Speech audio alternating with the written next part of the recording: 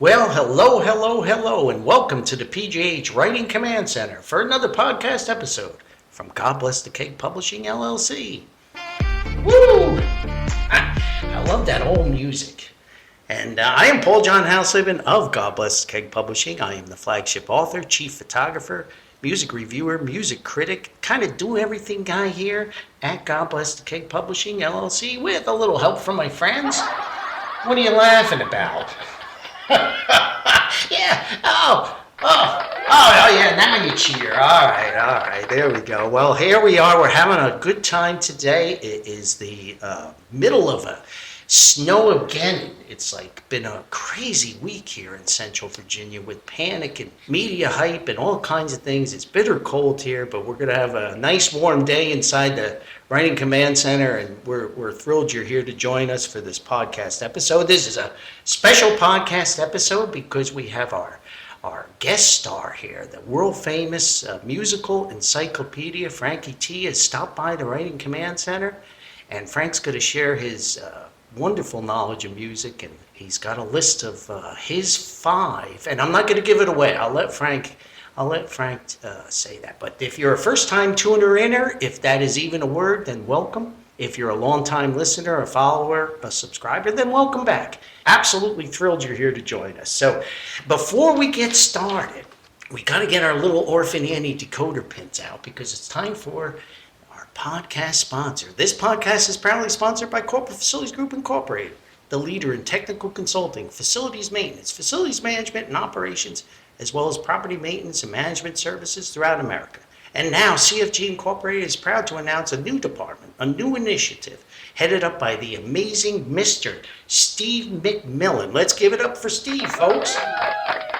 Steve brings his many years of experience as he manages pre-construction services and estimating for residential development, residential renovations, and light commercial projects for CFG Incorporated. So, before you spend big bucks on a project, let old Steve Aruski check out the contractor scope and price to make sure your hard-earned money is going in exactly the right place. Check them out on the web at www.corporatefacilitiesgroup1.com. That's www.corporatefacilitiesgroup1.com. And we would like to thank Lydia, Steve, Liliana, Summer the dog, and Smokey the kitty cat at CFG for sponsoring our podcast. Thank you so much. So I mentioned this episode is going to be a music review, part of the very popular Rated series. And just last week I did Dire Straits, and we did the 5 best studio albums of Dire Straits. And then talking to my buddy here, Frankie T, Frank put together his own list here. And I said, we were having a couple pints at the pub, and I said, wow, Frank, that's fantastic stuff. So he came up with another list, and Frank's going to run the show here today, and I'm going to sit back in the chair here at the Writing Command Center, and I'm going to not yap like I usually do. So here we go. And before we get started with Frank, I would like to mention the other musical wizard, Jeff, my good buddy Jeff. And Jeff had a little setback this week and is doing much better. And we're really, really thankful and blessed that he came through a little situation there. And Jeff, a shout out to you. We're glad you're feeling so much better.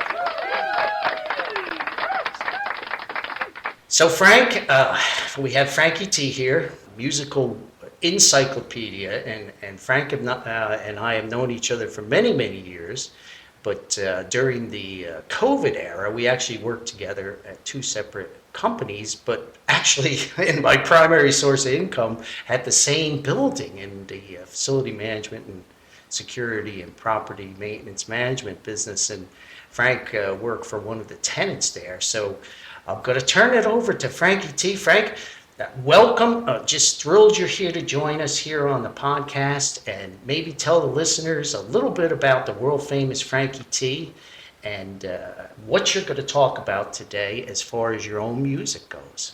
Excellent. Thank you very much. I'm very excited to be here, and it has it's been an honor to be invited to this.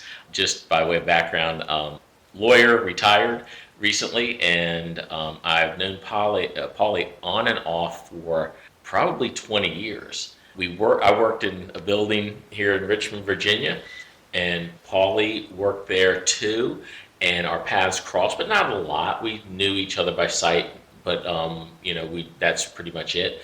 Then that company, which was Circuit City, went bankrupt, went under, and I seem to have a habit of bankrupting companies, Frank. I don't know. I spent all the time having off the camera, and all of a sudden they're gone too. Maybe I root for the Jets, so I might be a jinx. Yeah, there you go. Well, I'm not sure I'm much better. I root for the Commanders, and they've had a long, long drought. Yeah, no doubt. But when I left, went to other jobs for about 8 or 9 years, and then I went back to the same building for a different company, and lo and behold, who was there? Paulie. I remember vividly, I was walking through, and you were sitting at one of those tables in the side wings and doing some work, and you were wearing a Jet shirt. And I got to think, that's bold. That's bold. And I gave you some grief about it. You gave me some grief back. And you looked at me and you said, I know you. Yeah. And I said, I know you too. And we reconnected. Yeah. But it was really when COVID hit, our building went from having 900 people in it to about 20. Right. And because of that, I was one of the 20, and so were you. Yeah. And we got to know each other really, really well, and started sharing our love of music, our love of movies, our love of horrible sports teams. Horrible sports, a lot of horrible sports, and great hockey. Yeah. Both of us are hockey fans. Yeah. Hockey player with Paulie, and me a hockey fan. So we debated a lot about who's the greatest hockey team. I still maintain it's the Canadiens, 76 to 79. I know you're a Philly. Yeah, I'm going to say the Broad Street Bullies. Yeah, 73, 74. I think between the two of us, we have 7 or 8 Stanley Cups in that 10 window. That's pretty good. Window. And we haven't won a bloody thing since, right? Long live Bernie Perron. Yeah, exactly. What, you weren't an Eric Lindros supporter? No. I really moved on from the Flyers pretty much after Bernie has passed, and the memories. He was just my hero, and we're sitting here looking at my old goalie mask hanging on the walls, which is a similar mask to what Perron wore. So and it's kind of scary, actually. It is kind of scary, and I have a little goalie up there on that. So Frank is here in the very sparsely decorated writing command center. But Frank, you have this fascinating family and a fascinating. You're just one of the most interesting guys. And I love, told me what your dad did for a living, and that is just amazing stuff. My dad was a veteran of World War II. He was at D-Day at Utah Beach in the Navy, luckily, not the Army, but he was there. He was at the invasion of southern France. He was scheduled to go into Japan. He was in the Philippines gearing up for the invasion of Japan when the war ended, and he... prior to the war, he always said he probably would have been in jail if it hadn't been for the war. He was on the way down to a bad path, and the war happened. My grandfather forced him to graduate high school. He said the war will be there. He had one more year to go. He said the war will be there when it's over. Graduate. So he graduated high school, joined the Navy. A guy took him under his wing. His commander he was on an LST. He was on. Do you know what his billet was? You know what his MOS was? He was a signalman. Oh, okay. The flags and the hand flags. I can relate. Yeah, and the commander of the ship took him aside and said, "Look, you're too smart. You got to shape up. You're too smart to go down this path." And he credited that commander with really sort of getting him focused. Wow. And the war to let him mature. Went in, got into NYU on the GI Bill. Wow. Would not have gone to college other than that. Right. And he became a meteorologist, got his degree from NYU, got his master's from NYU, almost got his PhD. He went to defend his dissertation and froze, and he had a standing offer from the Atomic Energy Commission to join them in D.C. whenever he wanted, and he walked out, and they ran out and said, "You come back, we'll reschedule. This happens." And he said, "I'm going to D.C." And he just picked up my mom, and they moved down to D.C. And And with the Atomic Energy Commission, his first jobs were to go and predict wind patterns for That's amazing. atomic bomb testing to make sure that they were on the other side of it. Yeah, that's So a good side to be on. So they were on the right side of where the wind was blowing. But he developed an expertise with studying radioisotopes through the atmosphere. He became an expert on that. He had some very, very interesting stories, was a fascinating man, real influence in my life, just a wonderful, wonderful person. Yeah, that's just an amazing story. And where did you grow up, Frank? Did you grow up in Maryland? Grew up in D.C., inside the Beltway, a little place called Hillcrest Heights, Maryland, right across from Anacostia. A little park separated Hillcrest Heights from Anacostia. Right. And everyone there was it was a very blue collar neighborhood, and we grew up and went to public high school, went to a small college here in Virginia. My dad was firmly convinced you need to leave, you need to get a little distance between you and your mom. Right. You need to sort of let her cut the apron, the umbilical cord. And so went down there. And then wound up going to law school in Richmond, fell in love with Richmond, and have been here since. And did you meet your wife here or in Maryland? No, I met her in law school. She was a year behind me in law school. Mm-hmm. And I found out that she had gone to a little college called Mary Baldwin College, which was just south of where my college that I went to, and I actually got kicked off her campus one time. I had a party she was at. You told them you were a Washington Redskins fan, huh? I think it was going in there wearing 4-day-old jeans and sweatshirt, going to a formal party. Yeah, that probably didn't help. Yeah, so. But me and my buddies got chased across the campus. We wound up falling down the President's Hill on Mary Baldwin, man. And she's still married. She didn't know me then, but we met in law school. How we met was, when you're a first year, your classes are separated from your second and third years. Right.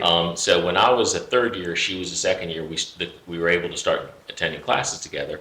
And we were in a class together, and she would walk in, and she would always have a Washington Post. Ooh, and that was her treat for herself in law school. She wanted to get a real paper, a really good paper. Sure. So she would come in, and she sat in front of me, and every day I'd lean over and go, "You going to read that sports section?" Oh, you grabbed this is when the Washington Redskins, now Commanders, were the best team, one of the best teams in the league for about 10 years, and she would just hand it back to me. Nice. That's how we met. Nice. I didn't even have to ask. She'd walk in and just throw me the sports section. That's fantastic. Of course, she went on to practice law too. Yeah. And has the coolest first name of any person I ever met. So. Yeah. And your son has got a fascinating job too. Yeah, my son is. I love him to death. We only have the one son. He's named after my father, Costa.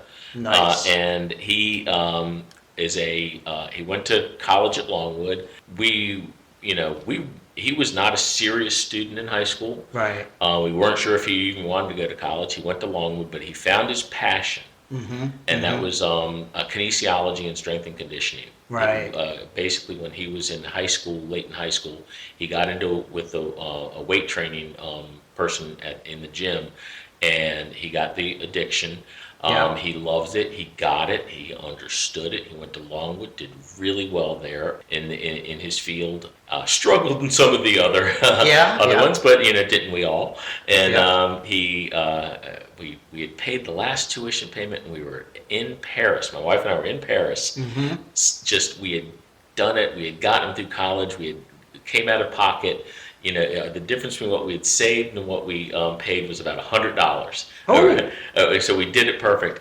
So we were celebrating, and he texts us, and he said he got into grad school. He only applied to one grad school, University of Miami, which is one of the most expensive schools and one of the most expensive cities. Of course. And my wife was just like wrestling with it. Well, really, I mean, what do we? And I'm like, it's in his field, which was strength and conditioning.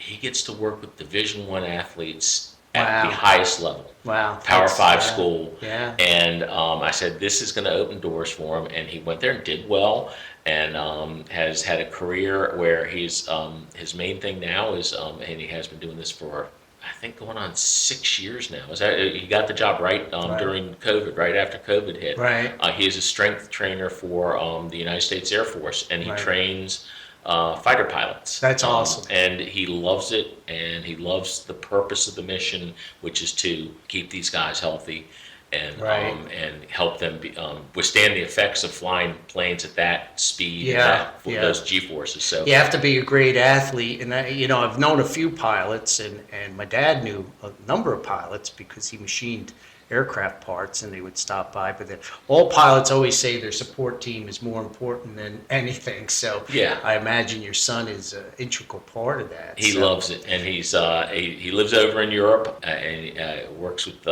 at bases over there, and he loves it. That's and awesome. He's efficient at podcasting. Has a side business, and he's done a lot of podcasts. And said he was giving me pointers, probably of which I'll ignored. Well, you're doing great. We'll get him on one day. He would love it. Yeah, so that's fantastic He can stuff. talk. Oh, and I know you've sent me pictures of it having a nice Irish whiskey sitting in Italy, which seems like you should be drinking wine, but that's good too. So at least you get to go over there and visit them, and that's fantastic Exactly. stuff. Yeah, Exactly. So you're going to talk about music, Yeah. and you and I have a love for music, and so. What are you gonna rate today, Frank? Well, I've thought about it, and what I'm picking are my top 5 albums of people, or top albums that people really haven't heard. Okay. They haven't gotten a lot of popularity, haven't gotten a lot of airplay. These are not necessarily the top 5 albums of all time for me. Understood. But what's funny is they are all pretty high up there. And Okay. the ones that just never got the recognition or the airplay that they deserve. And what I did is I wrestled with this, because the ones that are honorable mention at one point were number 2 on the list. Right. I Yeah. do the same thing. I mentioned that to you when we were chatting before we started recording, and so I had my hidden gems podcast, which are And that's sort recordings of what this is for me.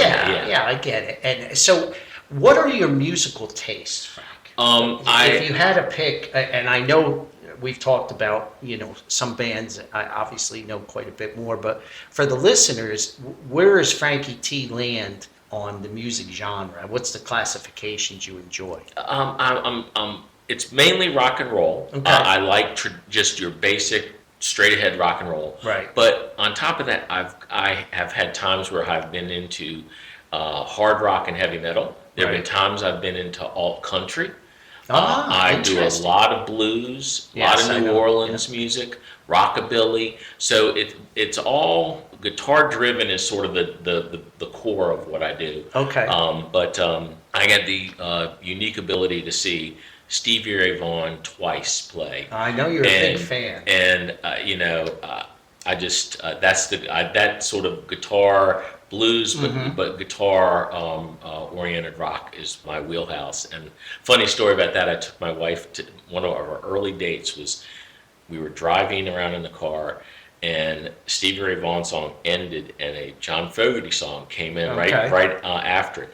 And I mentioned to my wife, that's the guy we're going to see. Mark and I, my friend Mark and I, we're going to go see Stevie Ray. And she's like, oh, I like him. I like the music. She thought I was talking about John Fogerty.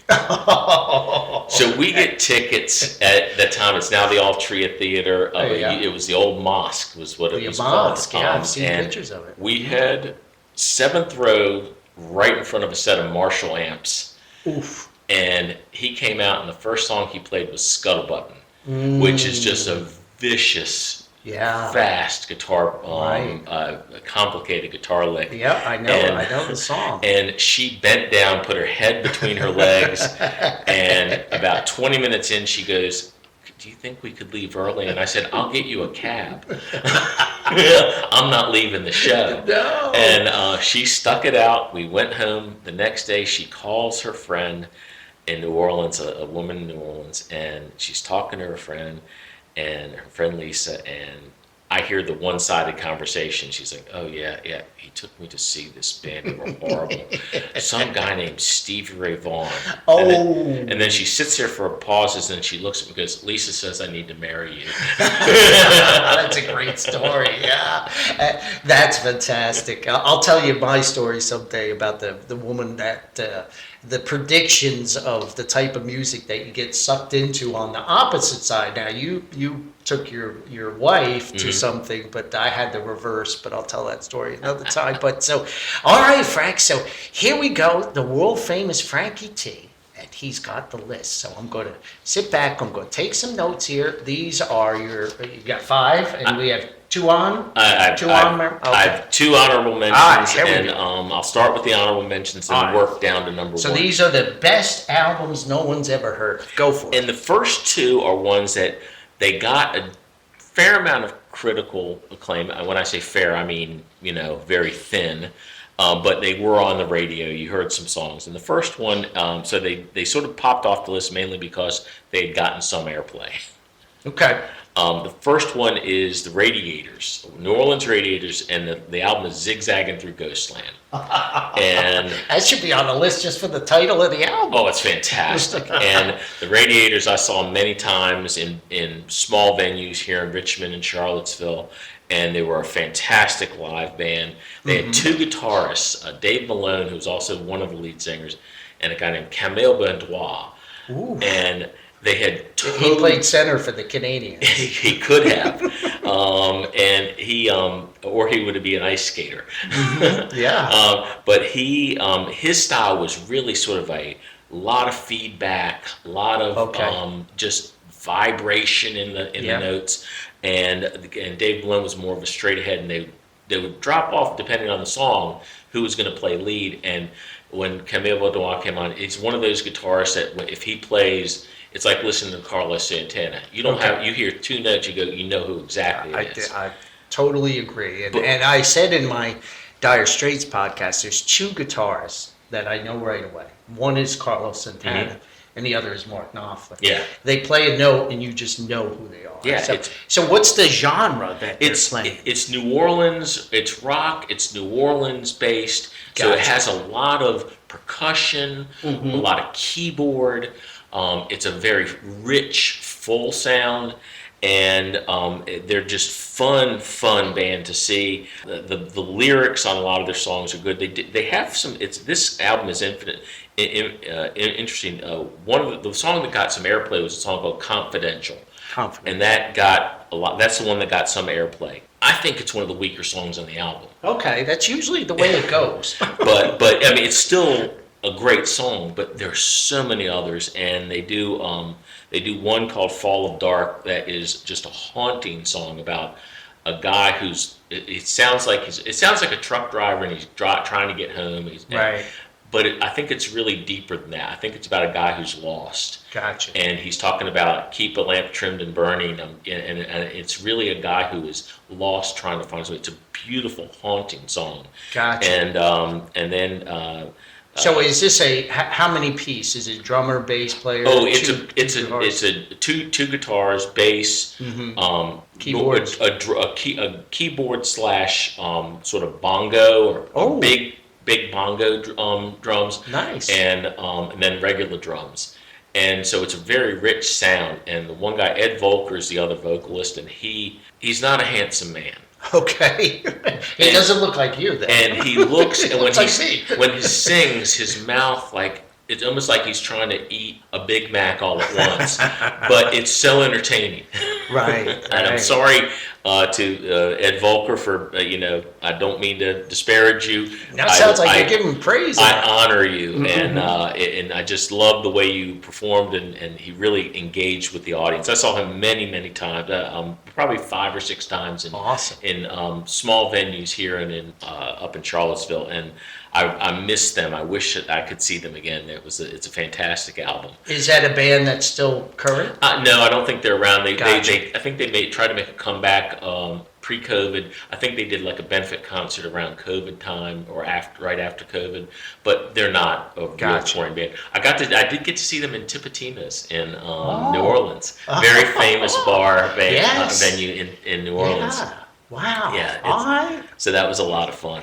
All right. Okay. So now where are you moving on to here? Well, I've got two others that were on the alternate list. Okay. And I debated on which one to include. And I'm going to go with, it's a different genre. This is one that I listened to when I was a teenager. Oh. And it's UFO. So that was last week. Yeah, last week, 40 years ago, 50 years ago. Lights Out by UFO, the band UFO. Yes. And I do know this record. yeah, really? Mm-hmm. I do know this record. It got a little bit of airplay back in the 70s. Mm-hmm. They were, I think they're one of the best hard rock heavy metal. They're sort of Def Leppard before Def Leppard. Absolutely. And their guitarist, Michael Schenker, Yes. he played with them during the mid 70s to early 80s. Then he left the group.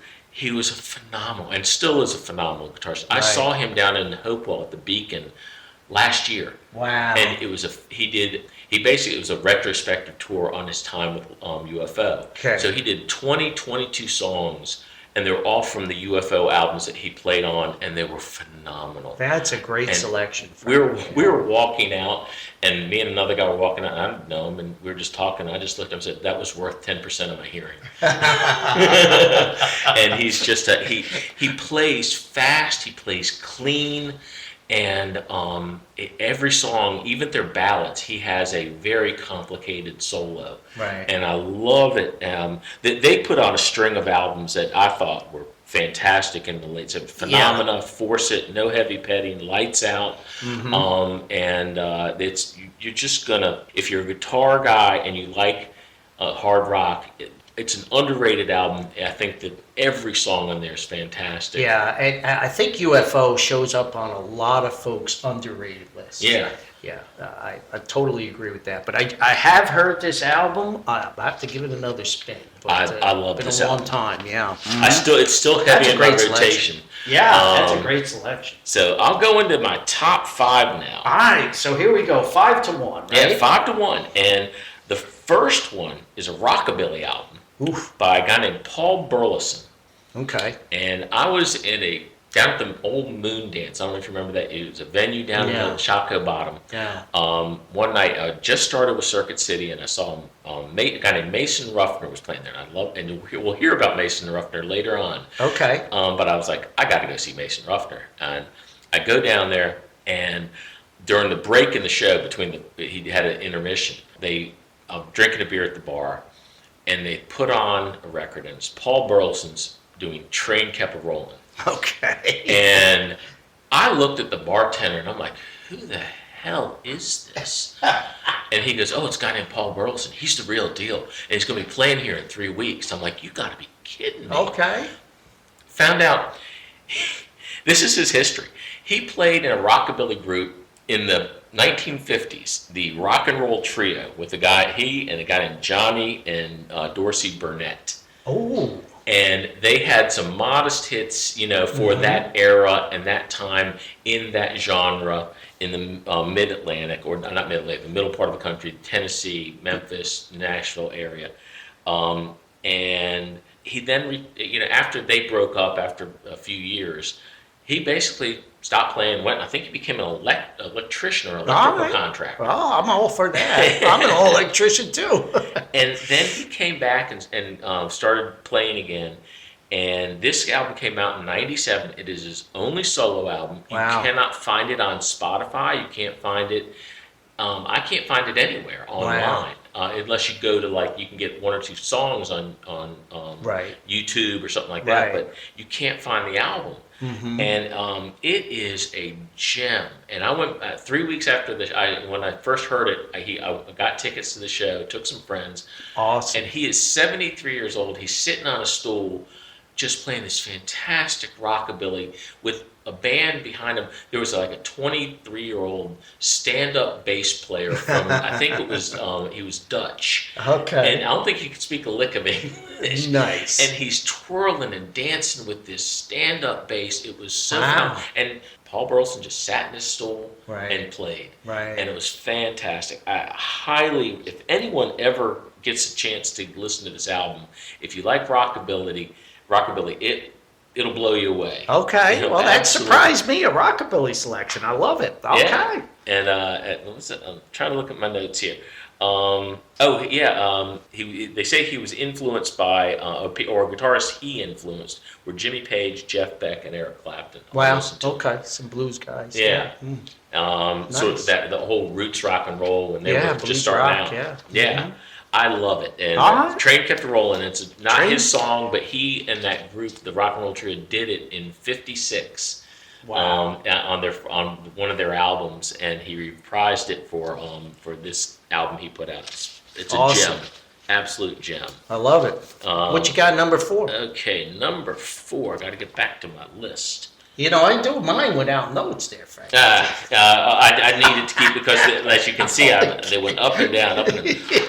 The next one is the Waterboys, Ooh, okay. Fisherman's Blues. Ah. And this, again, got a little bit of play, a little bit of, phenomena back in the late 80s. It is, Mike Scott is the leader of the band. Okay. Carl Wallinger, who went to do the band World Party, used to play with them, and right before this album came out, he left to start World Party.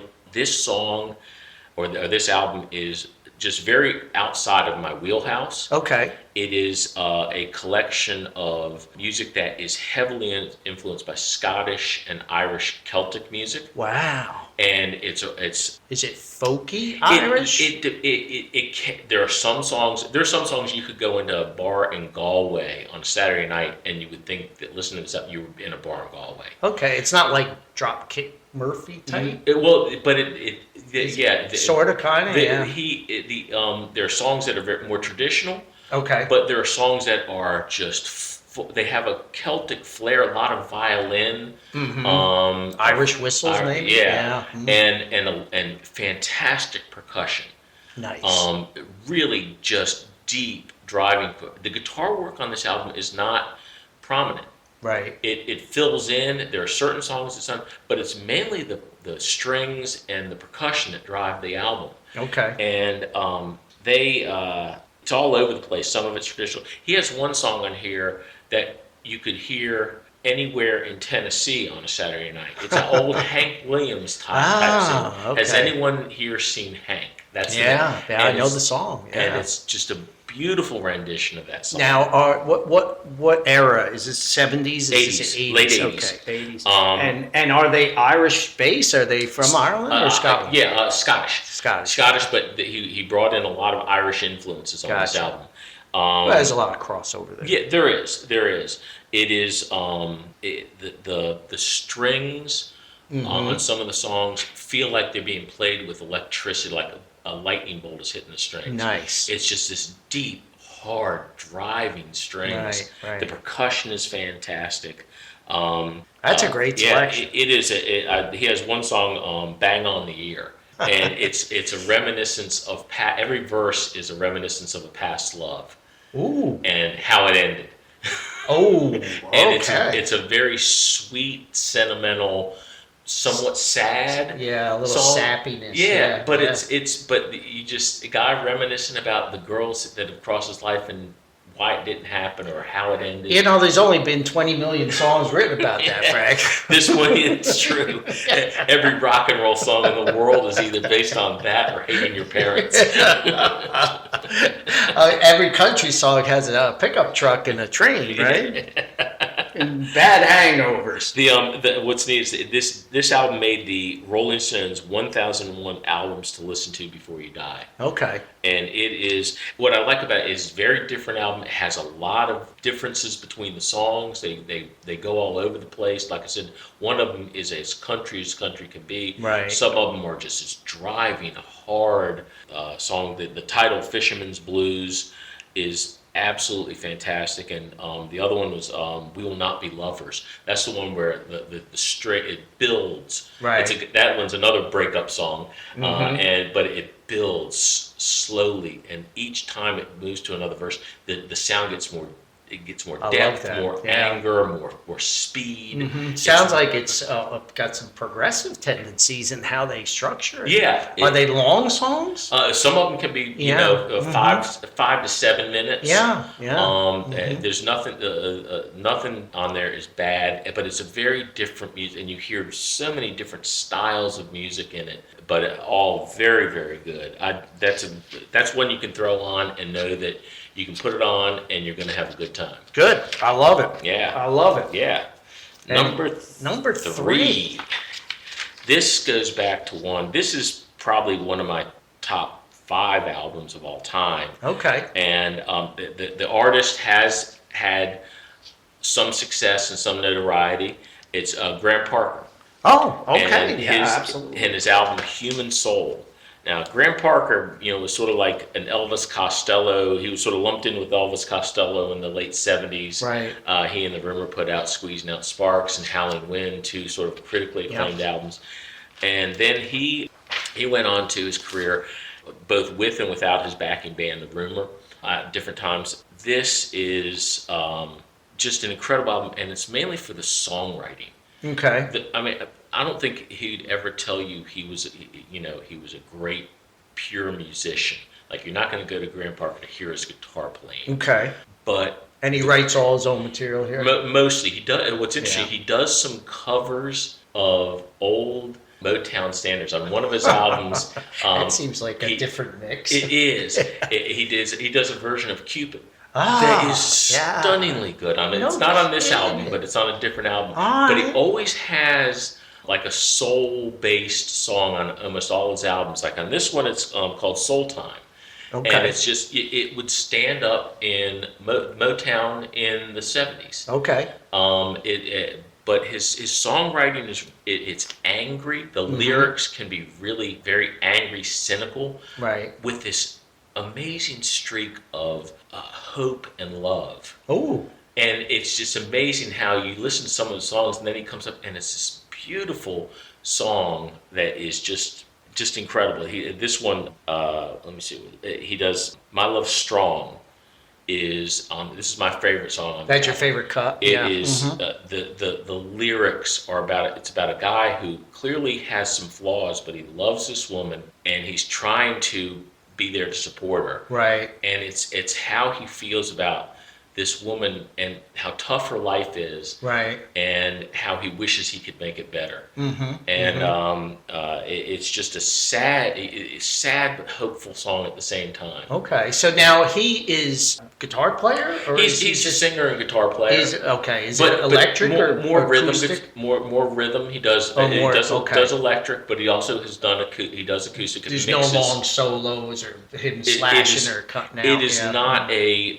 You're not going there to listen to a guitarist be, Stevie Ray Vaughan. Right. It's Right. it's the songwriting. Gotcha. The lyrics are fantastic. Now is he UK? Yeah, Oh, yeah, he okay. is, and I again had a chance to see him live twice. Nice. I wish I could see him again, but the last time was he put out an album called Squeezing Out Sparks in the mid late 70s. Okay. That was this was right around the same time as Elvis Costello. Right. Was getting the same sort of vibe as Elvis Costello, and he did a acoustic remake of the album on the 40th anniversary, and that was the tour I saw him on. And I saw him solo. Right. At the Tin Pan here in Richmond. Oh, okay. And, Yeah, the good and old it was Tin Pan, yeah. You sit there and it's like, I forgot how great that album was, and he just did it all acoustic. Now is he active anymore? Yeah, he still He's plays. still active, He still yeah. plays. Wow. It's funny. There's a movie called This Is 40, but Paul Rudd. Yeah. And it's about a guy who's turning 40, and he's a record producer. And the running gag, sort of the backstory, is he is putting out the next Graham Parker album. Ah, okay. And he thinks that this is the one that's going to put him over the Right. top. And Graham Parker has a little cameo in it, and the album comes out, and it's not that successful. Right. And he's like, after the first month, it only sold 10,000 copies. And Graham Parker's like, 10,000? That's fantastic. I know that feeling when I look at my book sales. I'm like, oh, okay. But it's a really funny tongue-in-cheek, humor that he has. Yeah, it's realistic But too. it is a wonderful, wonderful, and at the end of the song, the last part of the album, he has, how on Abbey Road, that one side they do like I try medley. not to think about the Beatles. I know you don't, but on Abbey Road they have the medley where the songs just sort of roll a minute to one. Which is actually a really cool concept. It is. He does that, and he does it better. Oh, and he does it, and it rolls like a minute and a half songs, boom, boom, boom, hot shots, and they different styles, but they meld. Highly recommended just for that. I love it. Yeah. All right, so that's number okay. 3. Number 2, we're getting there. We're getting there. Ooh. And then I do have one bonus after the top 5. Okay, I love a bonus. The number 2 this is Mason Ruffner. This is the guy I saw down at the Moondance when they played the Paul Burlinson album. Mason Ruffner is a guitarist out of New Orleans. I don't think he's still playing anymore. I don't know if he is. He's he never got a lot of recognition, I think, outside of that New Orleans area. It's New Orleans influenced blues guitar. Okay.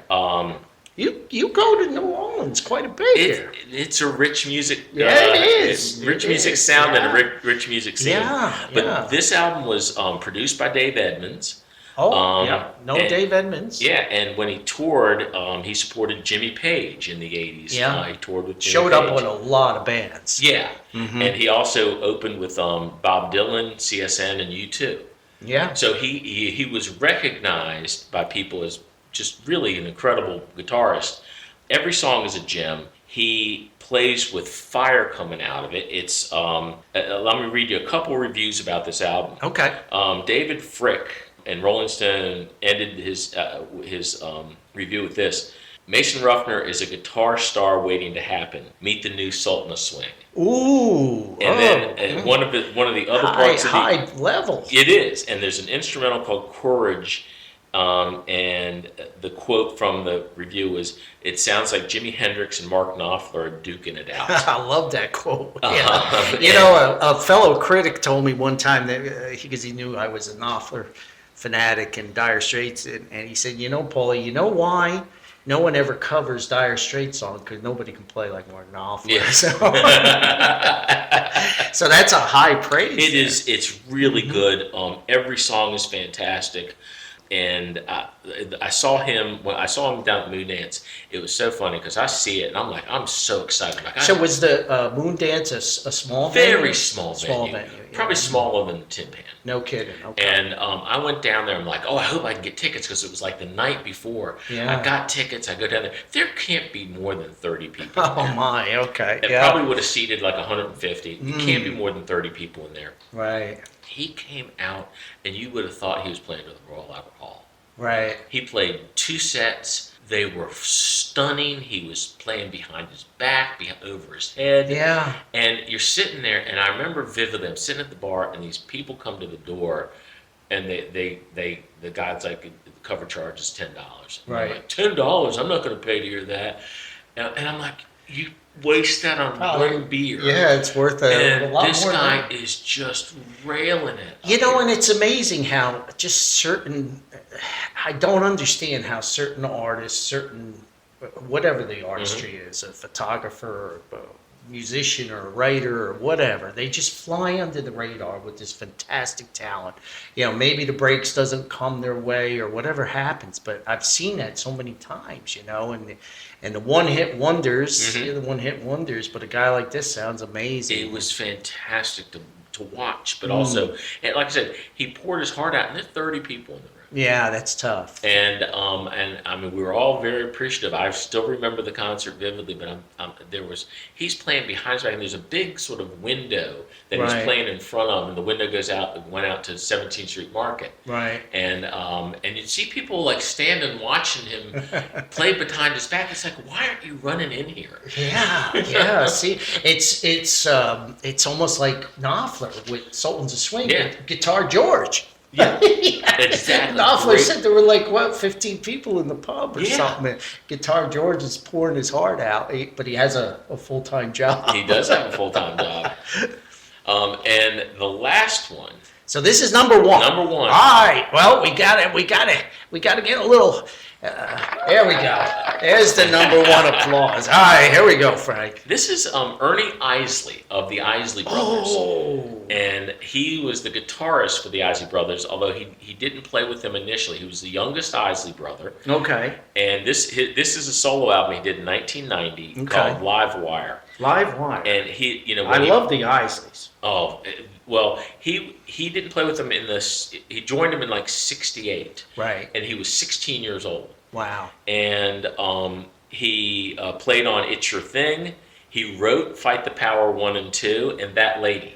Okay. Which are just iconic Isley Brothers songs. Absolutely. That people say he played with Jimi Hendrix. He didn't play with Jimi Hendrix. He was influenced because Jimi Hendrix played with the Isley Brothers while he was like only 13 years old. Right. And when Jimi Hendrix, when Ernie was 13 years old, Right, Jimi Hendrix was, this is like in '64 he was playing with him. Right. He put out this album, and it is impossible to define. It is, he plays a very Jimi Hendrix or Carlos Santana style play. Okay. Very fast, a lot of bending of the notes, holding of the notes. Right. But at the same time, the album is almost like a jazz R&B sort of album. All right. So real smooth vocals, and then all of a sudden this the guitar player will come in and just take it to a different level.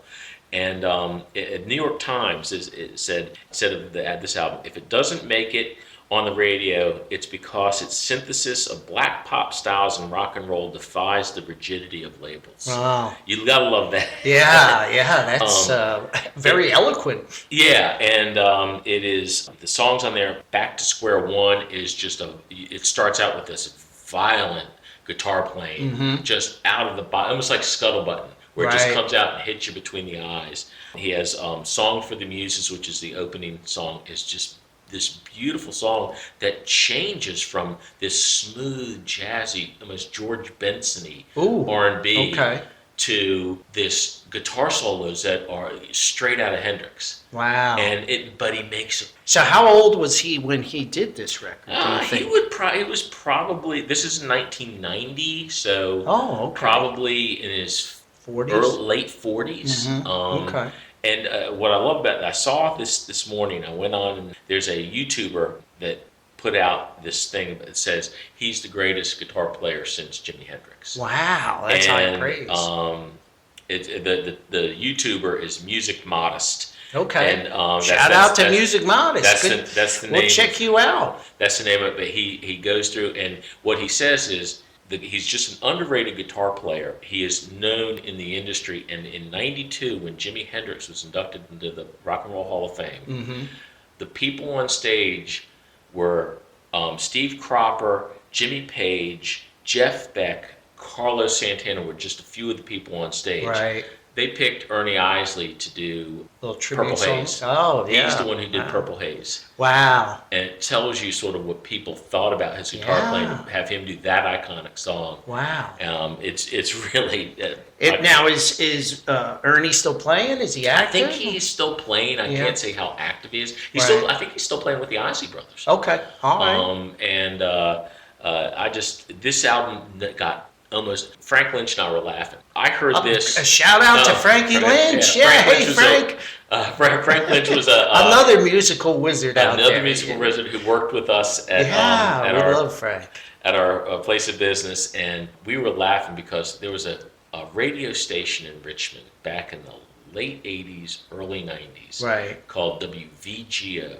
Okay. And it was one of the last times I remember they put out this music, and the DJs were playing new music that wasn't on most stations. The old free play, And that's where I heard the Radiators, that's where I heard the Bodines for the first time, that's where I heard Ernie Isley. Wow. And I miss those days of independent DJs allowed to pick their own music. We did a whole podcast on that, and I can't remember which one it was. I think it was the Magic of Radio Part 1, or part two, I talked about the legendary WNEW-FM up in New York City with all those great DJs. So I know exactly Yeah. what you mean, and we miss that because now it's so hard to find new music, and everything's scripted and Based on an algorithm, what you're listening to, that's what gets fed you. Yeah, so it's a different world. So we love Ernie. We love Ernie. Made famous, that concept made famous by the Kinks, Around the Dial. Yeah, and I put the Kinks on my underrated. It's just a shame. The Kinks, amazing stuff.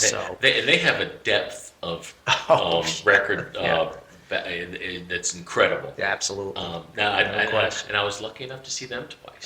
Good for you. Yeah. I missed that one. Yeah. I missed that one. So you have a bonus. I have a bonus, and it's totally from left field. Okay, I like that. Muskorski, Pictures at an Exhibition. Oh, yeah, absolutely. Oh, yes, I love that. So do the friends, everybody. I tell you. ELP, right? Well, no, ELP is what got me into it. Yeah. Because they did the whole album on absolutely. And but more synthesizer absolutely, driven. Yeah. And I went back and you listen to the actual, like the Philly Philharmonic does it, the Cleveland Philharmonic has done it. And I'm not a classical music guy. Yep. But I pull that out at least once a year and listen to it the front great to back. Gates of Kiev. The Great Gates. You knew it. Yes, I do. I think you're one of the few people who know. Yeah, I actually am a classical music person on shortwave on WRMI, Whiskey Romeo Mike India out of Okeechobee, Florida. 5 megahertz on Sunday night. There's a UK feed, a syndicated feed, and they play classical music. Okay. And it starts around 10 o'clock East Coast time. And that's usually my wrap up of the weekend, and I tune that station in here, right here on this radio at the command center here. And they have great selections, and sometimes I've never even heard of the composers or whatever. And my character of Detective Odell is a classical music fan, and I think that borrows from me. So yeah, wow, that is out of left field. Yeah. I just love that. That's fantastic. I got into it because my cousin Kurt up in New York was a big ELP fan. Right. And this was when it was prog rock, the really sort of depth of prog rock, and he played that for me, and I was like blown away by it. And years later, I went back and found the original classic. But I went back and last night and listened to some old ELP. Very underrated band. Oh my gosh! Yeah, all virtuosos, right? And way before their time. I have to bring them back, and I was lucky to see ELP, and I actually saw the flying piano with the Keith Emerson on the chain. Did you really? I did, yeah. And the driving the knives into the keys on the keyboards and all the crazy things. But yeah, they were now. Young, I don't think young people are subjected to the hearing loss we were. I mean, I think the loudest was Yes and The Who. I couldn't hear for a week after The Who. Yeah. I could not hear for a week. Honest to goodness, I couldn't hear for a week. When did you see The Who? Oh gosh, that would be 76-ish, 77-ish, somewhere in there. So you saw Keith Moon? Yeah. Didn't blow anything up that day. Oh my Not that I remember. Didn't smash his drum set or guitars. But the loudest individual singer. So I almost told the story before. So now I'll tell the story. So we got a few minutes here. Okay. So kind of impressed this young lady. She used to hang around the hockey rink afterwards, and she finally came up to me, and I said, "Yeah, we'll go on a date." And then she surprises me. And she says, "Oh, Paulie, would you take me to this concert?" And, I don't have any money. I got paid $17 a game at a hockey, and I was working as an apprentice. I was a journeyman by then, electrician. So she says, "I want to go see Meatloaf at Madison Square Garden." I don't know who the heck Meatloaf is. And she says, "You like Meatloaf?" I was like, "Yeah, I like it on rye with mustard." So she says, "Oh, I want to go." So I ponied up this money, and I think the tickets were extremely expensive for that day and age, like $40 a seat, which is a lot of money. And we took the train over, and we went to Madison Square Garden. It blew me away, and we had pretty close to the stage. This man this giant sweaty guy comes out and he is screaming and belting these songs out, and my ears were just vibrating, and it was just massive. It was overwhelming, and I think Very that's, theatrical. oh yeah, it's Wagerian rock. It's just like, oh my gosh, Jim Steinman and all that, and I had never encountered this guy before. But you talk about a loud individual singer, and then he does that song that he closes "Bat Out of Hell" with. It's not Heaven Can Wait. I can't think of the name of it. But I read later on that same concert, Billy Joel was at that concert, and he said, Billy Joel said that was the greatest individual solo male performance he ever saw and ever witnessed of all time. Really? Yes, yeah. It blew you away. So that's my loud story. Damn, high praise. Yeah, really, really. So fantastic list. So Frank, let's do a recap. Go your on mention down to the bonus. Yeah. I love the pictures at an exhibition. That one me. came out and a great album cover by ELP Yeah, too. it is. Yeah, my honorable mentions were Radiator Zigzagging Through Ghostland and UFO Lights Out. Yep. In order of 5 to 1, the albums are, first one was Paul Burleson, Train Kept It Rolling at number 5. Waterboys, Fisherman Blues, number 4. Graham Parker, Human Soul, number 3. Mason Ruffner, Gypsy Blood, number 2, and Ernie Isley, High Wire, number 1. Yeah. And that also, Ernie Isley, great road trip album. Oh, I bet it is. It's just really, on a highway, that thing sounds fantastic. And then my bonus, Modest Mussorgsky, Pictures at an Exhibition. Yeah, and he's a Russian composer, right? He is, 1850s. 1850s, and ELP did a heck of a job of resurrecting that. And this has been fantastic, Frankie T. The Musical Encyclopedia did a fantastic job on this, and we just love it. So thank you so much for coming on the podcast, and I hope you enjoyed it. I'm honored. And send your comments. We'd love to get comments and emails, and we're going to bring Frankie T back for a little hockey. Is that good? I would love to do some hockey with you. We'll do the modern state of the NFL versus the NFL that you and I grew up with, right? You mean clotheslines and... Oh, man, this will be a rant of mega proportions. Yeah, you got to listen to the Jets rant. But we really enjoyed having you on board here, and thank you to all the listeners out there. If you have any comments, any suggestions, any ideas, just send it to godblesskegpublishing@gmail.com. And also, if you have any not-for-profit charities, goodwill functions, please, that you would like Paulie to announce here, I'll do that for you. Send that to godblesskegpublishing@gmail.com. So, Frank, you're just a guy from where in Maryland? Hillcrest Heights. Hillcrest Heights, Maryland. I'm just a guy from Paterson, New Jersey. Frankie T knows a lot more than what I do. So, so at any rate, hey, we thank you, Frank, for coming on board. And hey, please be kind, be gentle, be very tolerant. Remember, kindness is for free. Spread it around as much as you can. It can only make this world a better place. Thank you so much, Frank. Thank you. You're welcome. And we'll see you next time. Thank you. Bye-bye for now.